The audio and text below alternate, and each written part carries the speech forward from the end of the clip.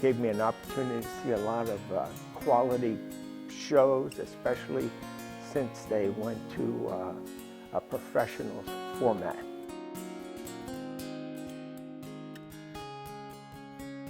Roxy has always been kind of that standing icon.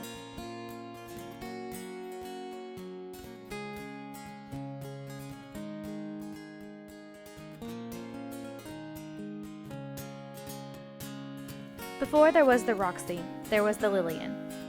Owned and operated by a Russian immigrant named Joe Goldberg. After deciding to make the long journey to Clarksville to work in his family's store, Goldberg met the woman who would become his wife, which led him to build the theater for her. Who better to tell the story than Clarksville's own historian? Built the Lillian as a movie theater, and he spared no expense. The facade was magnificent.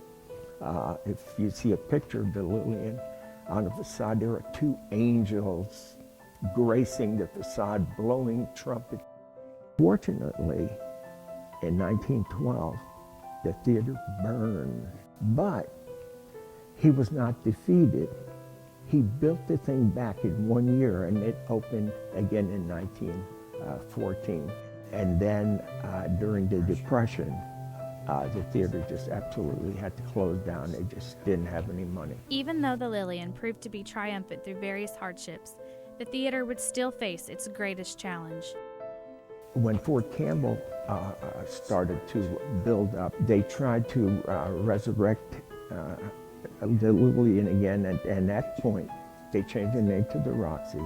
After the name change, the theater would go through various owners, trying their best to keep it afloat, but eventually it would sit vacant at the turn of the 80s. But even then, the Roxy was not defeated. 1981-ish, this building sat vacant for about 2 years. Artistic director and executive director John McDonald and Tom Thayer came in. They had been living in New York and they wanted to create some theater on their own. This was Tom's hometown. And so they bought the building in 1983. It started as a community theater.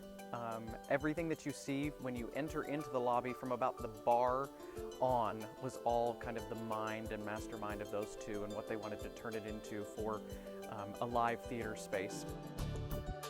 Once Tom Thayer and John McDonald acquired the Roxy, they began renovating the space to make it suitable for patrons and actors. After gaining funds, the Roxy opened and has been transitioning from a community theater to a professional theater. Thus, the new motto, professional theater all the time, arose. For about the past 15, 18 years, we've been strictly a professional company, hiring professional actors out of New York, out of Chicago, all over the country, all over the world sometimes, to come here, perform 1, 2 shows. Sometimes they're here for several months, and sometimes they're here for a season at a time, living here in Clarksville and performing for the community. The theater had been started and I'd already seen a production here, but it was Sunday. John McDonald was standing on my front porch in a long winter coat. He had just come from the Catholic Church from Mass. He biked then back and forth on Franklin Street, and he asked me if I'd be interested in being in Toys in the Attic, and I said sure. I came here during Mary Poppins, and I was like, I really like it here, I would love to come back, and they were like, okay, and they offered me another contract just because I told them I liked it here. I just love being on stage with all the people because they're really fun to play with on stage. Like sometimes I'll be in a scene with someone and they'll do it the exact same way every night. And so I love that, like James, who plays Dickon, he is in a lot of scenes with me and he just plays around and does little fun things. And it just makes it a lot more fun to do every single night. The Roxy is forever changing, and soon it will undergo a groundbreaking journey that will forever change the theater. This new space is going to open Clarksville up to a plethora of opportunities for groups and organizations to use it and use this space and make downtown Clarksville a whole and continue that thought of revitalizing our downtown. And that's what we hope this Clarksville's Performing Arts and Conference Center can become.